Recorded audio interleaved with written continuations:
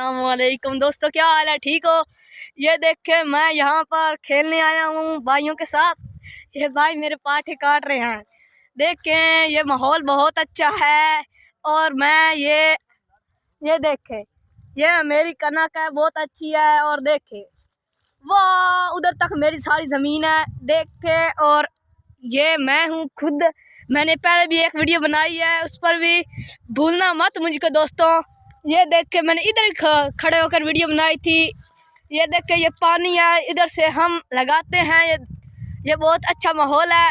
अब आपको अपने भाई दिखाते हैं। वो देख के मेरे दो भाई हैं, बड़ा और छोटा। ये देख के ये पर घास काट कर और भैंसों को डालकर हमें दूध पिलाते हैं।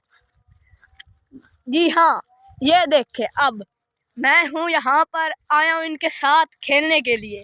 मैंने कहा था मैं नहीं आता, इन लोगों ने कहा आओ हमारे साथ खेलते हैं। मैंने कहा ठीक हो गया, मैं यहाँ पर आया हूँ। मुझे माहौल बहुत अच्छा लगा। मैंने कहा अपने दोस्तों को एक वीडियो दिखा दूँ।